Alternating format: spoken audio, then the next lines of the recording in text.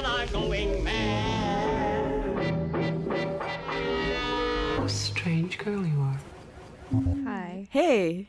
Hello. What's going on? It's us again. It's us. We're back. We're back. We have hot topics for you guys today. Yeah. Tonight. It's nighttime. It is. But that's the bright time. We're a little tired. It's been hard to get Yeah. things together to be here. We tried to record yesterday and that didn't happen. But we are fully committed to this podcast, aren't we? So committed. Well, we have little girls. It's been storming. And Anna's version of a storm is rain. Yeah. My version is 4 feet of snow. Yeah. Yeah. So it's been a mess. We've tried. And you know what? Has this not been like a fun outlet for you this week? It though? has. I'm has. learning some really interesting things, as I'm Yeah. sure everybody else is. Yeah. No, we were just talking about how exciting it's going to be once we've got, say, 100 episodes under our belt. I was doing the and- math on that, and I was like, that's going to take us over 2 years if we do an episode a week. It's going to take us about 2 years. Do you think we'll still be friends? It's up in the air. Should we find replacements? No. Just in We're case? irreplaceable. I don't think that's possible. That's right. No, but we'll be here. Anna. We'll be here. What if we grew up and then our daughters did the podcast? Oh my Shut up. gosh. Don't even. They're going to think we're so not cool. Watch. Oh, God. I didn't even think about how this is just around forever now. Yeah. They could just find it. Yeah. Mom. So we're tired moms. We're coming at you as tired moms who still really love weird stuff and Yeah. want to talk about it because Yeah. it's fun. So Yeah. it was great.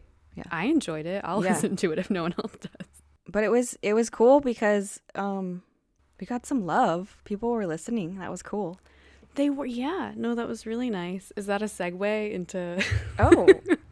Oh, well, we I'm got good at that, I an guess. email. Yeah. We did. We got like our first fan mail, and that was like pretty exciting. No, it was really nice to have people not only reach out, but reach out and be like, you guys are my people. I Yeah, found like my we were people." starting a little like cult.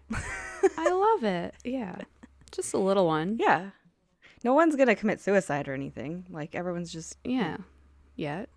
Well, we got an email from this lovely girl named Kate, and we were talking about the Victorian era, and Anna was telling us a whole lot about mourning customs. And, you know, we didn't really know what we were no. talking It like about. we just started like going off on a tangent about Queen Victoria, and then we like learned real Yeah. quick. We're like, wait, I'm not sure I know what I'm talking Yeah. about, but A lot of speculation. Yeah. We did, both of us. Yeah. On both ends, guilty. But we got an email from someone who knows more than us, which is awesome. If you ever know more than us, please send us emails. yeah. We just like to talk. don't be too mean about it. But yeah, let us know. Yeah. You don't have to be an asshole. And she certainly wasn't. She was really Yeah. sweet. So we like Kate. I just wanted to read a little excerpt from this email, if I could. Yeah, we were talking about like to give it some context. We were talking about like Queen Victoria during the mourning period and like her fashion contributing to the influence and like kind of what she went through, right? So Yeah. And we didn't know how long mourning periods went on for. I think on the podcast you said around 2 weeks or maybe no, it like went longer. on for 2 years. I said 2 weeks and then I looked up a fact and it was Oh. like actually like 2 years. But then we like Yeah. discovered that Queen Victoria was like basically in mourning for the rest of her life. Yeah, no, afterwards Anna sent me a picture with Yeah. a little caption about how she was in mourning just forevermore. Yeah. We had no idea. So we learned something, guys. She wore black forever. Like she never stopped. Isn't that crazy? She was the OG goth. I was just going to say that actual same thing. Really? We almost just said the same thing at the same time. Oh, God. Anyway, Kate, our new friend Kate, says, ready? Mourning colors, and mourning actually spans before the Victorian era, which I didn't really know. Yeah. And while Queen Victoria's 40-year mourning for her husband, Prince Albert, I think, she says in parentheses, is I think so too, is one of the more famous examples, the practice started before her. Mourning colors in particular were always blacks, purples, violets. There's examples of these from the Regency and before. And you would start in deep mourning. See, now this I kind of know about, but I didn't know too much, didn't want to say. So deep mourning would be black, and then about 6 months to a year, depending on your relationship with the deceased. Normally you'd never go out. People could only come to you. If you were a woman and your husband passed away, it was unacceptable to have suitors during this time or male visitors that were not in your family or important to society. I like that. Colors were all black, darkest shades, normally made specifically for you during the couple of days after the passing. And then you'd go into late mourning, which is when one would start going back out into society, having visitors, but no courting was allowed, Anna. None. Male visitors with chaperones were acceptable. Isn't that cute? You could bring your mom over and it's like, oh, she's in mourning. I have to bring mom with me. And then those colors would be lavenders, grays, purples. Don't you love that you could just look at someone and know when someone close to them passed away by what they were wearing? So that's our friend Kate saying some really interesting things about mourning. So if you guys ever hear us talking and we're flat out wrong, let us know. Yeah, Be nice. tell us Let we're us know. wrong. Or just to elaborate, just to like provide some additional information that we may have missed. We have more topics. We have though. more That was last topics, week. and I think I chose my topics kind of like to further go in depth about some of the topics we spoke about last week. They just kind of like spurred on my first topic, which you're going to totally freak out because I think it's something that we both are like super enthusiastic about, and we daydream about doing this all the time together. You stop. Yeah. We don't tell each other the topics, by the way. Yeah, we don't. It's actually really hard because we have no filter in our friendship with each other, and then we save this tidbit for podcast day. So we were talking about Victorian mourning last week, and we were talking about the Victorian era, and I said a little bit about graveyards and cemeteries. So I'm actually talking about some interesting historical facts about graveyards and cemeteries. You bitch. Yeah. Ooh, I'm excited. Yeah, and they're just like some things you may know or may not know. I actually like don't think I knew a single one of these, like even some of the most basic things, and it was kind of weird considering like I think I'm somebody who like loves to hang out in a cemetery, but I like didn't know. So the first question is, do you know the difference between a graveyard and a cemetery? No. So a graveyard is something that adjoins a church. A cemetery does not. And in a cemetery, you can bury ashes. And like a cemetery is more of like what you see in like our typical park settings, like the most like landscaped, beautiful. Like a graveyard was typically the earliest form of a cemetery when most people were just buried at a church. I had no idea. Yeah. I've always just intermingled. I thought they were those just two like another words. phrase for the same thing. It was actually different. Wow. So like I was saying, graveyards were adjoined to a church, but before that, before the 19th century, most people were buried like on their actual plot of land or like just on the outskirts of town. Those didn't even exist.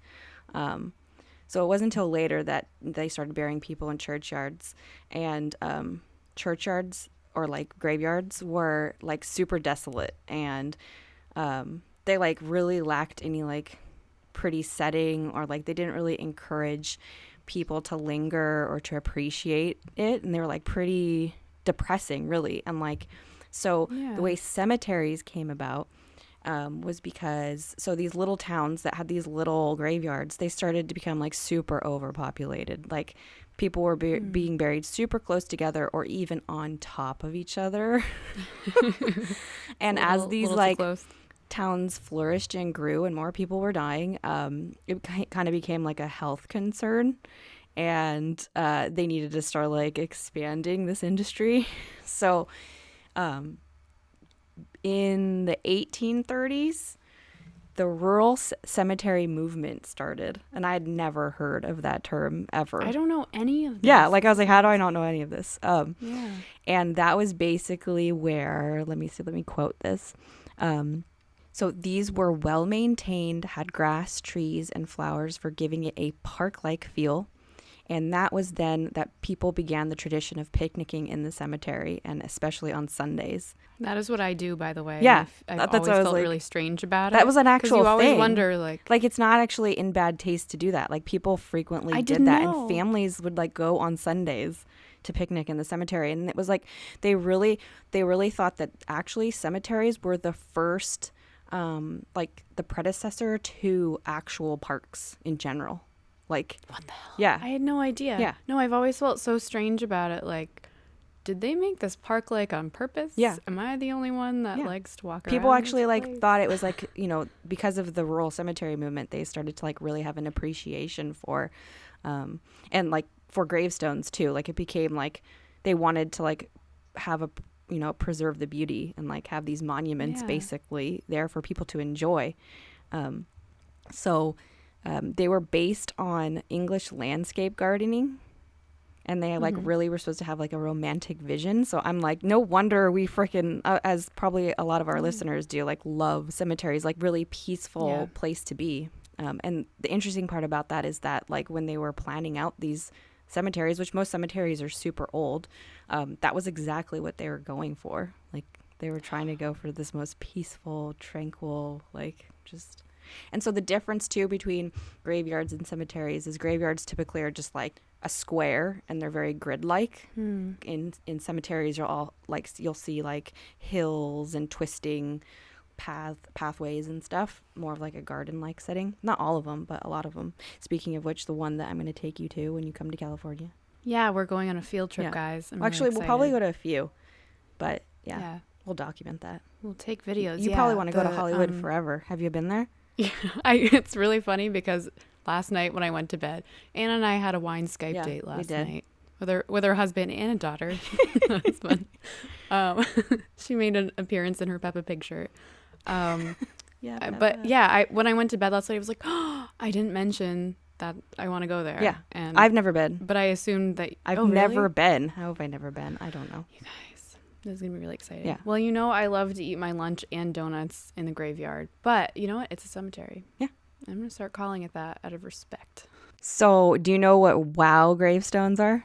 No. Yeah, right? No. This one's funny. And this one makes me think of how, you know, when you go to Vistaprint or like one of those places and you can get like free business cards and the catch is that they have to have their logo on your business card. Oh God, no. This is kind of the version of that. Do you think Vistaprint will start doing gravestones?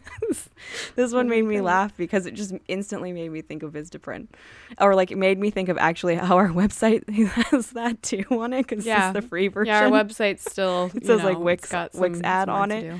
Yeah. So WOW gravestones. If you see the word WOW on a gravestone, you found the burial place of a former member of the Woodmen of the World, which is an American fraternal insurance company. And it gets better. Riveting. Yeah. No, they gave widows $100 in a free gravestone if their logo was on the stone. I love them so much. Yeah, Are they still around? Can we I don't have dinner know, with them? but I've never seen one. I don't think I've ever seen a WOW gravestone. I know now. I'm trying to think. I don't remember seeing something like that. There's an emblem on it, and it will depict a sawed-off tree stump with a mallet, or a beetle, or like an axe and a wedge, or something like that. So like now that we're gonna be going, we're looking everywhere. We should for be those. like, see those. Hey, listeners, if you have seen one of those, let us we really know. want to see it. I suppose I could Google it, but if you've actually been there, I want to see. Take a picture of your WOW gravestones for us. Yeah. Thanks. So funny. So the next creepy one. This one's kind of creepy, and I didn't know about this. Maybe you did. Okay. So up until the 18th century, a lot of I graves. feel like you just got quiet. A lot of graves were covered in iron cages. I did know this. Yes. They were called mort safes. Yeah. Mm-hmm. Or they were covered entirely with stones. So there were 4 reasons for this. The first one isn't that creepy, and it makes complete sense. Is that they wanted to keep animals from digging up the corpse. Fair enough. 2 was to keep people from walking or sitting on the graves. So okay, sign of respect. Yeah. 3, this one was crazy, and I feel like we should look more into this topic in general, to keep the deceased from becoming a vampire or zombie. That's the reason I know. Yeah. I want to dive more into like the folklore behind the myths behind they thought people were becoming vampires or zombies. Yeah. Of course we got to talk about zombies at some point in this podcast. Sure. And 4 was to keep the grave from being ravaged by grave robbers. So grave robbers would like dig up the graves, and a lot of times they would like steal the corpses and they would sell them for science. I was gonna say, I thought you were gonna say, stealing jewelry. Or stealing jewelry, sure. But yeah, a popular one that I didn't know about until recently was that they would like sell them, which I knew that before this, but they would sell them to like the medical field for like cadavers. Do you know the story of H.H. Yeah, I Holmes? was just gonna say that. Yeah. Yeah. We should probably talk about him at some point. So yeah. Yeah. Oh, we've got to. Everybody talks about him. I was just gonna say he's a good guy. He's not a good guy. He's the opposite of a good guy. But you sometimes think bad guys are good guys. He just really wanted to sell some cadavers. Yeah. You probably would have had such a crush on him. Yeah. I would have been like, Allison, no. You would have been like, oh, he's so... But H.H., he's my boy. Yeah. But I love him. The type of stones. Here's another. Next, we'll move on. So the type of stones used for gravestones can reveal wealth or military affiliation, which I didn't know this, but it makes complete sense. Duh. So American gravestones are typically made from granite, marble, limestone, sandstone, slate, etc., wood even. I like the slate ones. Those are really cool. There's a lot in Salem. Oh, really? We're going on another field trip to Salem. Yeah. Because Anna has never been. In October, guys, of course. Yeah. We're going to go the first week of October. Yeah. Ooh, should I not tell people that? Will we get stalkers? No. They're just friends. Come on. I would be flattered if someone thought I was cool enough to stalk me. If you don't have a knife, come hang out. Yeah. Be fun. But we're going to Salem, and there are a lot of slate gravestones. I'm really excited. Like, are slate like a dark, cementy looking? Yeah, but it's also just like the shape is very specific. Like they're thinner, and a lot of them are worn. Oh, like with time they get worn pretty easily unless there's really good preservation. Did I tell you that I had a stint where I did a lot of research into graveyard preservation and like the stones, preserving the stones? No. I was gonna do that when I first moved to Maine from Boston, and then this is so stupid, but I was walking around a graveyard one day. Maybe it was a cemetery, and was like, shit, mosquitoes. Oh. There's mosquitoes everywhere. You don't like bugs? In the summer. No, but have you met mosquitoes, like, when they're in a mass? Oh, my God. Yeah. I haven't had too much of a problem in North America. Yeah. Well, it occurred to me that all the volunteers that have learned this craft and are doing it are on their hands and knees covered in mosquitoes all day. Yeah.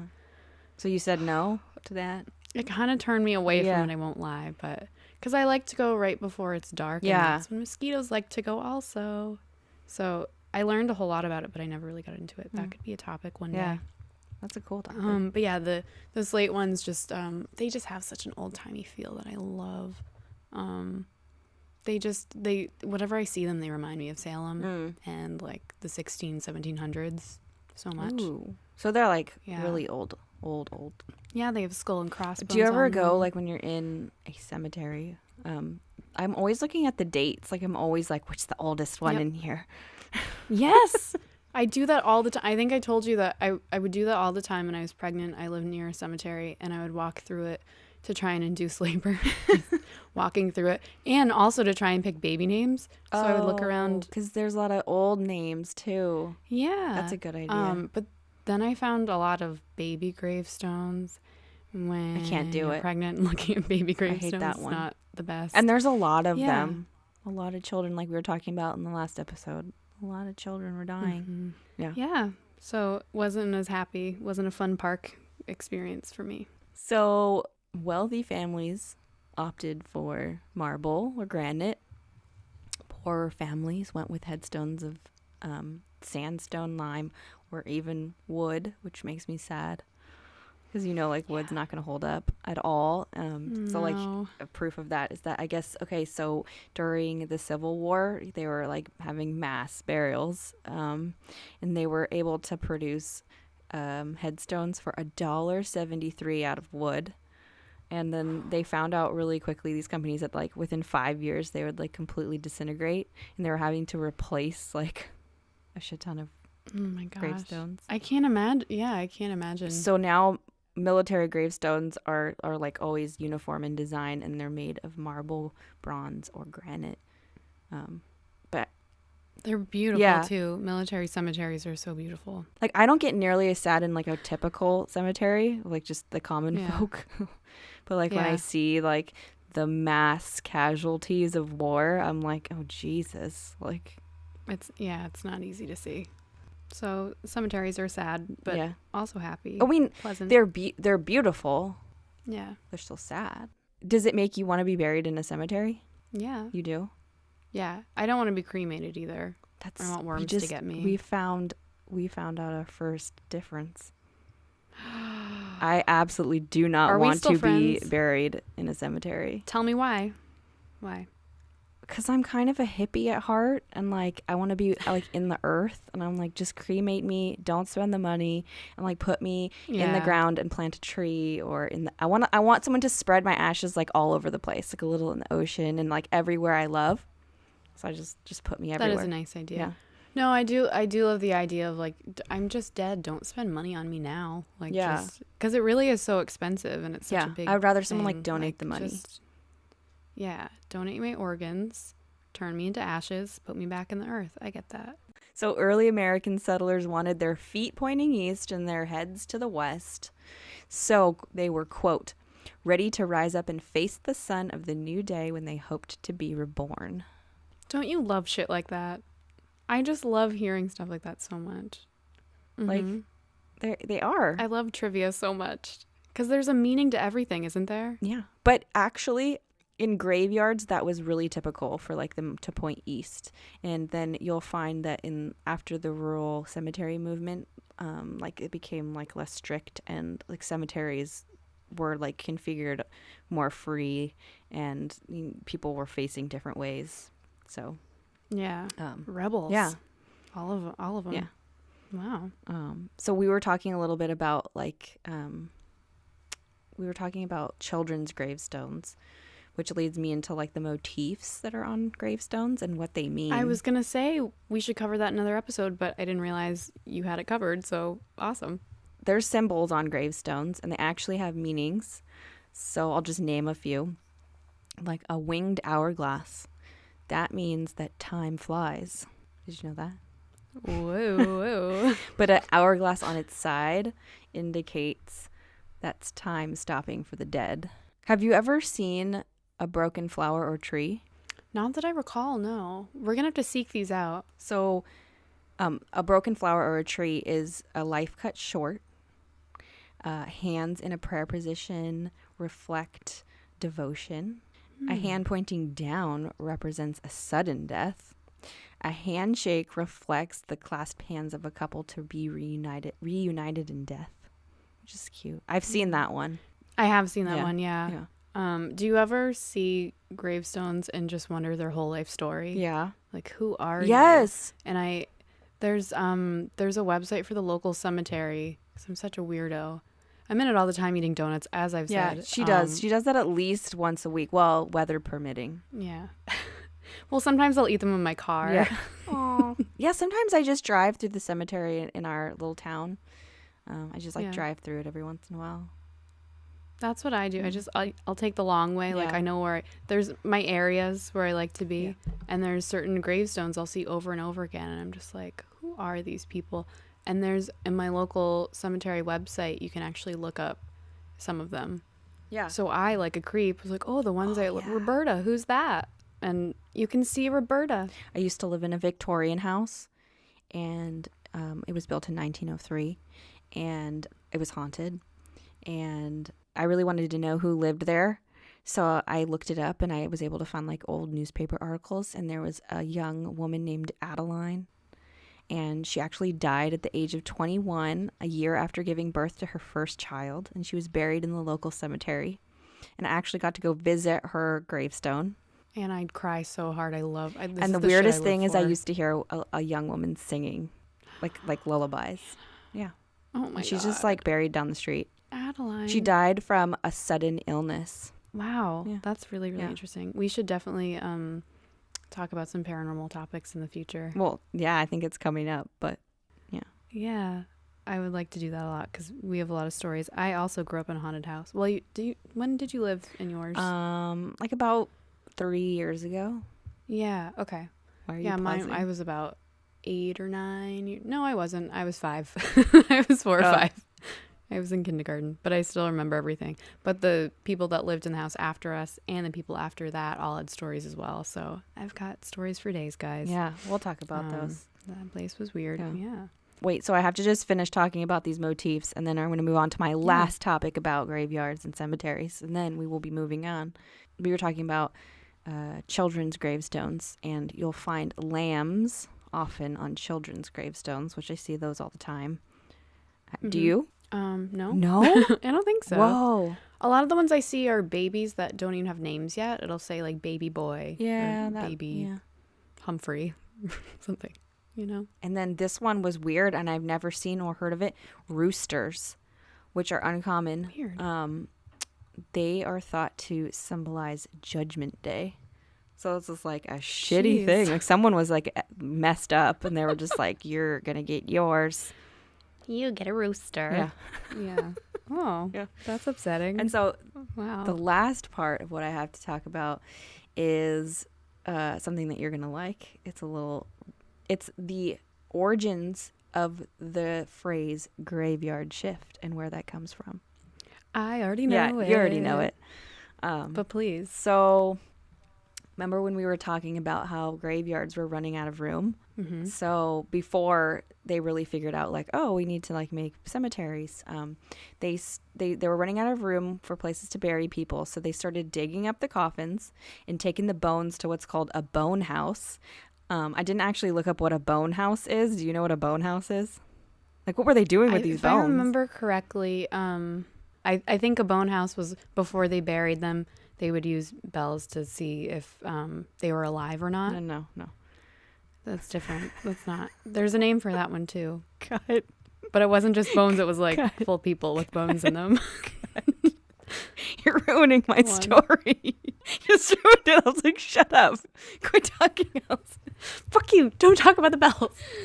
We're not there yet. There were no bells. They moved the bones to a bone house, and they started to reuse the grave. Sorry, now I'm laughing about bone house. You have to start this whole thing over without the phrase bone house. And without the bells. I'll just replace the word bells with something else, like bananas. Yeah. But tell your bell story, because there was another thing with bells. So they ran out of room in the graveyards. So they were digging up the coffins, and they were taking out the people out of the graves so they could reuse the graves, which is so weird. Like, didn't the people who originally like pay for the grave, like, excuse me, this is my real estate here? Yeah, they're double dipping there. Yeah, that's kind of shady. Yeah. But then when they were reopening the coffins, they were seeing that like 1 out of 25 were found to have scratch marks on the inside. So they realized they were burying people alive. So they were like, okay, here's what we're going to do. We're going to tie a string around the wrist of the corpse. Then we're going to lead it through the coffin and up through the ground and tie it to a bell. So then they'd have some poor person just sit out in the graveyard all night long, which is why they call it the graveyard shift. And they would listen for the ringing bell. So the term, quote, saved by the bell or dead ringer is the phrases coined for like when a dead person rang the bell. Now I want to know if that actually ever really happened. Like someone was sitting in the graveyard and somebody was like, shit, ding, ding, ding, ding, ding, ding, ding. Well, I can add to that. Yeah, actually. please do. So what used to happen is as the bodies were decomposing, limbs would kind of fall, hands would move, things like that. Gases probably. Yes. So the bells would be ringed. Yeah. The bells would sound and people would be alerted and they'd dig up the body immediately and find that they were still dead. And the houses I was talking about earlier, which now I need to do more research on that, but the houses I was talking about earlier, not bone houses, but where people were kept, I think before they were buried, the same thing would happen where they would attach them all to bells and make sure they were all fully dead. Oh, wow. I think it would happen a lot when there were diseases, Yeah. like plague-like diseases, and people all seemed dead, Yeah. but there were just so many they couldn't keep track of them all, Yeah. or they couldn't bury them all at the time. They would do that to make sure that they were dead before they buried them, because then they'd get scratchy coffins.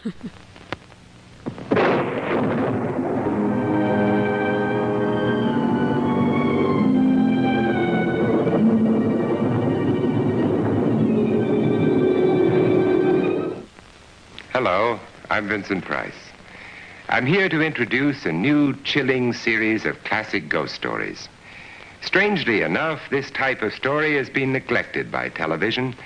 Only occasionally has a real ghost story been presented properly on TV. And when it was met with immediate acceptance and popularity. I'll tell you a Tell story. me a story. You ready for this, Jelly? Yes. My topic right now, this first topic, is about Mina Crandon, the blonde witch of Lime Street. Oh, hell yes. Are you super excited? I'm super excited. You like to talk about like hot bitches. She's a hot bitch. Yeah. Actually, she was kind of known for being a hot bitch. Yeah. She kind of was. So the blonde witch of Lime Street. Her name is Marjorie Crandon. People called her Mina Crandon. She was a psychic, supposedly, and she was really brought to fame in association with Houdini. So people know Houdini as a magician, an illusionist, a master of trickery and escapism and all of that. So something not a lot of people know is that he was also very famous back in the day for debunking psychics. Ooh. He was really into making sure that people who were frauds were found out. He wanted to make sure that people put the work in and did it right. He was on a famous panel called the American Society for Psychic Research. And so Mina was, she is from Ontario originally, but she moved to Boston when she was 16. So she's known as being from Boston. She married a grocery store owner. Marriage failed around 1918, and that's when she met her second husband, which is where everything changed. Ooh. So she had routine surgery and met a surgeon named Leroy Crandon, and he was a teacher and a lecturer at Harvard, which we're also going to for our field trip. Okay, so she fell in love with Leroy Crandon, who was her surgeon. So he was really rich and really well respected as a lecturer and teacher, and he also had a huge interest in genealogy and mediumship. So no one quite knows what happened in the confines of their marriage, but at some point around 1923, she became really interested in seances. Yes. And mediumship. And so I guess I haven't looked into this too much, but he had a morbid curiosity about mortality. I guess like he was just really obsessed with that. And so a lot of people thought she started getting into seances to distract him from that. And it was kind of like a fun little thing that they could do because he had an interest in it as well. So in 1923, they had their first seance. They did table tipping. Do you know what that is? They kind of like levitate a table, right? Yeah, well, it's a form of seance where you would all join hands and kind of put them on the table together and then wait for movements on the table. Yeah. That was part of the seance, is the spirit's supposed to make the table move or tip. So a lot of, it's widely debunked because you can easily manipulate that. So she would invite a lot of their, snooty friends from Boston and the high class people, some middle class people, the elite squad of, educated philosophers and teachers and all of that. And one of the most famous guests in the early days was Sir Arthur Conan Doyle, who wrote the Sherlock stories. And so he was a huge believer in Mina and her powers. So he gave her so much credibility, and a lot of people from that point onward were like, oh, she must be great. She must be real if he's saying it. So that actually was significant in sort of her career doing this, even though she never really asked for money. That was actually a big thing with her credibility as well, is she never asked for money. So people Like Miss assumed, Cleo. oh, she just has a gift. She was not Miss Cleo. I'm so glad you remember Miss Cleo. We'll put a picture of Miss Cleo on the blog. So in 1923, during one of these first table tipping sessions, her brother Walter came through, and he had died in a rail accident in 1911. And that was sort of, that ended up being her spirit guide. So in her home in Lime Street in Boston, she which we should find and go to, Yeah. Anna, because we're also going to Boston. We're really making our rounds. We're gonna go to Lime Street. Yeah. Ooh. So she, in her home, would have these seances, and so Walter came through, and Walter, throughout her life as a psychic, became her spirit guide. Everything was attributed to Walter, and Walter controlled it all. Interesting. Yeah, so I guess Walter's spirit would rap and send out messages. He would tip the tables. They would hear trumpet sounds. I guess he was known to be very unfriendly, and he would have a really gruff, sort of disembodied voice, and would quote scripture, and just, it was all Walter. Like, it wasn't Mina, it was Walter coming through. So something about Mina's seances, they kind of became sexual in nature. She was known to, I guess so. I don't know if this is common practice. I don't think so. Her husband would have nude photos of her and pass them around to people. Like, here, you check out my wife. Whoa. And then she would hold a lot of these seances in the nude. And people don't really know why. Maybe she was trying to say, like, you know, I'm not hiding anything. Yeah, exactly. But I'm stripped bare. if you hear of, if you hear of Mina Crandon, a lot of the times you'll hear about ectoplasm. Oh. And she had ectoplasm coming out of everywhere. Shut up. Yeah. So that's a very common thing when you hear her name and know anything about her, because people are really shocked about that. So basically what I found out in my research is that no one ever saw it come out of her, but it would be on her chair. It would be over her face. It would be coming out of every orifice, they described, but they would never see it coming out because she needed pitch black to perform her powers, and her husband would shine just a red light on her at certain points so that you could see it was happening. Sounds like and bullshit. Everyone said that, doesn't it? I know, I'm actually surprised so many people fell for it. So yeah, they no one ever saw it coming out of her, and that's when they started getting suspicious. And so basically she, you know, had these seances and got pretty famous for them, reputable. And then there was a big contest put on by this association, the American Society of Psychic Research, and they were going to give a prize of $2,500 in 1925. Oh, that's a lot of money. Yeah. To someone, they basically wanted to find a psychic who they could prove was the real deal. That I don't remember what their exact specifications were, but basically they were going to study this person, and they did study Mina for 5 months and award money to you if everything checked out, if you could stump them and they couldn't figure out. And they were some notable people. So one of them was William McDougall, which was a professor of psychology at Harvard. Harry Houdini, we know who he is. Walter Franklin Price, which was a psychic researcher. And he was a psychic researcher in the sense that he wasn't really favorable to them. Like, he really wanted to debunk them. So it wasn't like, oh, yes. They were all skeptics. Daniel Frost Comstock, who introduced Technicolor to film. An amateur magician named Harold Carrington. And then another psychic researcher called Eusapia Palladino. I botched that. Before they decided to take her on to do the testing, Daniel Frost and Houdini went to a bunch of her seances at her home on Lime Street, and they wanted to just see if there was anything they could observe. And there were a few things. Like, I guess Houdini noticed that she had escaped control and stretched her foot out to ring a bell in the seance room. So it wasn't Walter. And Houdini told the whole committee about this. And he also showed them exactly how she had done it. Because he's like a master of tricks, so he was able to say, like, oh, I saw this and I completely understand it. Kind of like there's a show with Penn and Teller where they do that same thing, where they watch a magician and they say, oh, I know what you did.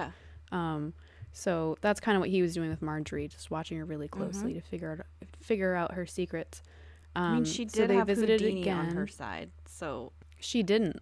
Oh. That's what I found really interesting. Researching this was a lot of people associate her with Houdini was stumped by her. If they hear her name, they also hear that she was the one psychic Houdini couldn't figure out. And that I found out was false. Wow. So basically what happened is he was always very skeptical of her. And then when she actually went in for the testing, which ran for about 5 months, she, you know, it was like in sort of a clinical setting as much as it could be for sort of a pseudoscience experiment.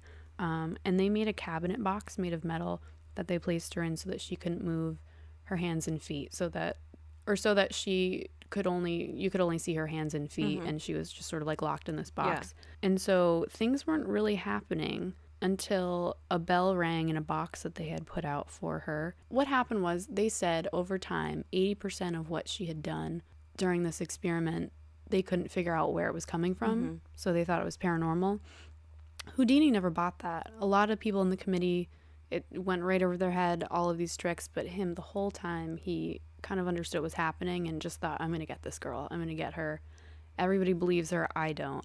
And what ended up happening was, in the media, someone in that room or either close to the experiment said the opposite, said that Houdini was stumped by this woman. And he was furious. He ended up actually writing a little book after all this came about called Houdini Exposes the Tricks Used by the Boston Medium Marjorie. And he thought she was just using clever tricks, and her supporters thought she was genuine, and he just didn't buy it ever. But if you research this story from afar, which I did long ago, you would find a lot of articles about how he was stumped by Marjorie, and it was the one person he could never fully debunk. That's not true at all. So that's what I found in researching this. So a lot of things would happen, you know, just sort of the bumps in the night and all the sounds and the bells and all that. And they were really trying to get some good control on their test subject. And one of the things that so the ectoplasm, all that, blah, blah, blah. And then she also had a spirit hand that would make an appearance. And they later found out it was made of like animal liver and stuff like that. So it was part of the whole ectoplasm thing. Ew. And a lot of people said it just looked like cold meat or rubber or something like that. They couldn't figure out what it was, but I think they got it tested and found that it was animal.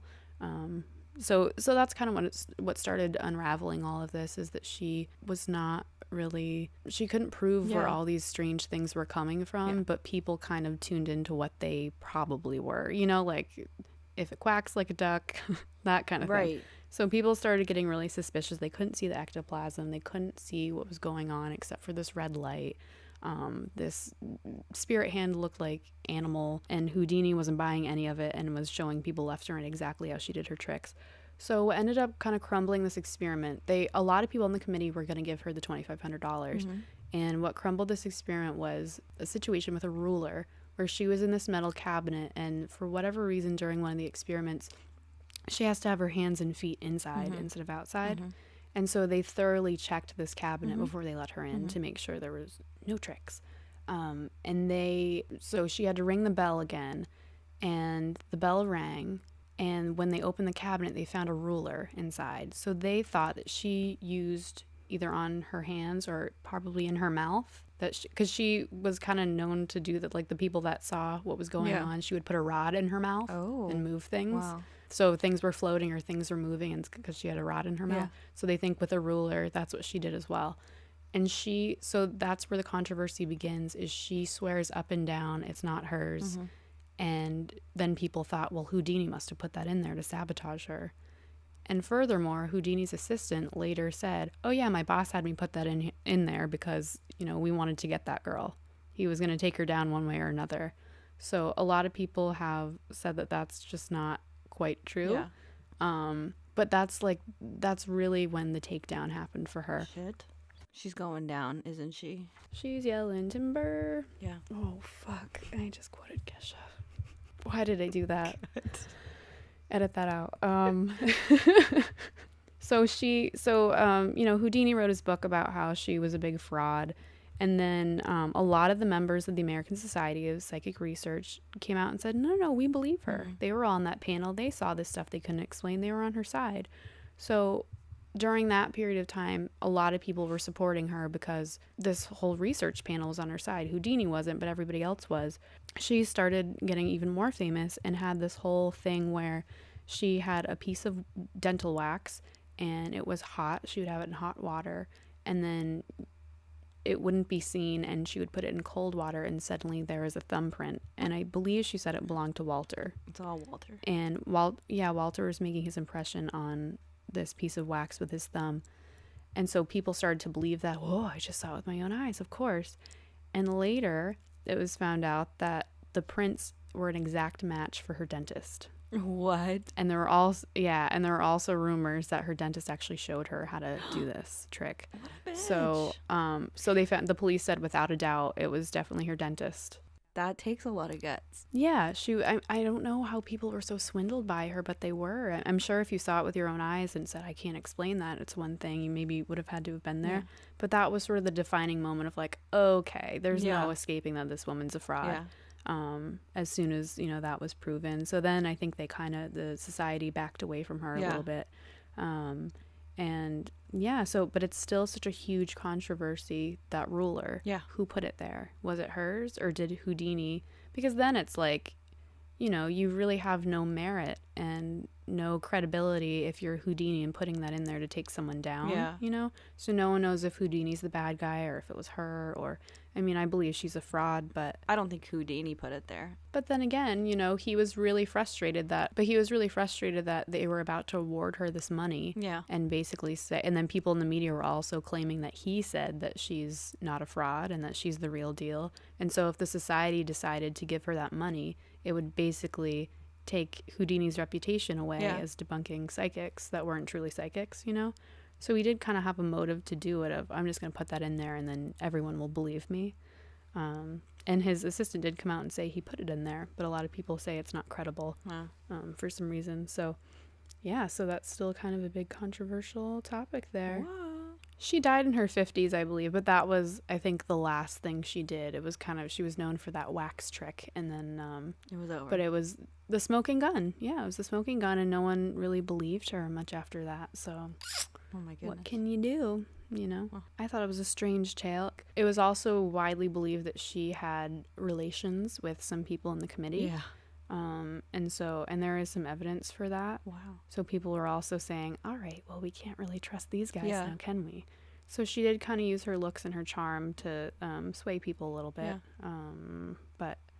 Yeah. I thought that story was interesting because when you hear about that story at first glance, you see it as Houdini was stumped. Yeah. And he wasn't. And I went into the story believing that he was. Yeah. Because that's what I had always heard. He was not. Because I have so much respect for that man and his debunking methods. And yeah. Well done, topic.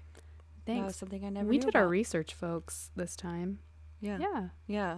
If there's a topic that you really want us to cover, we'll take requests too. Yeah, we will. We should do a live No, that could be dangerous. Let's not do a live episode. Yeah. Not yet. Not until we get... I do want to mention, though, that we are on iTunes now. So if you would like to add us to your podcast app that you listen to podcasts on, which is what I do, and I think it's what you do as well. Yeah. That way you can just search for us in the search engine. You can do that. And you can also, if you would rate it for us, we would really like that because... we're new and people might want to find us and know more about us, and that helps them see us. And we've got our website, and we always make blog posts with every episode. And Allison's good at that.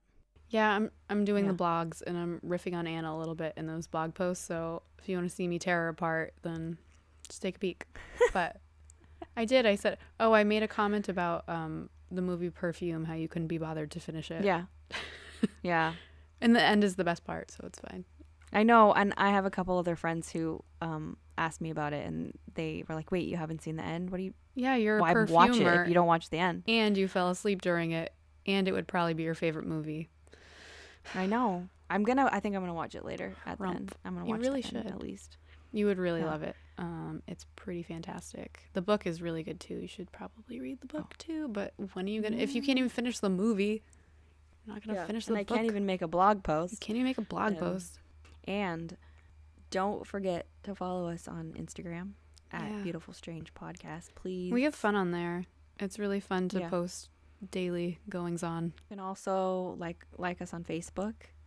You can find us. Do I sound tired right now?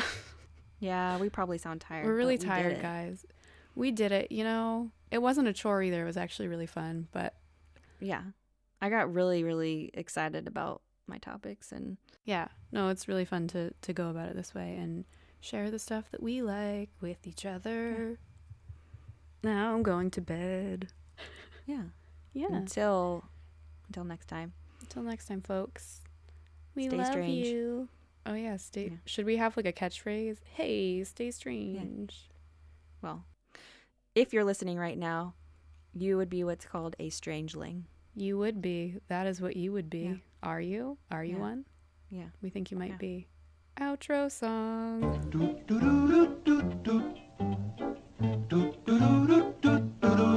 Now gather round while I elucidate on what goes on when it gets late. Along about midnight, the ghosts and banshees get together for a jamboree. There's ghosts with horns and saucer eyes. Some have fangs about this size.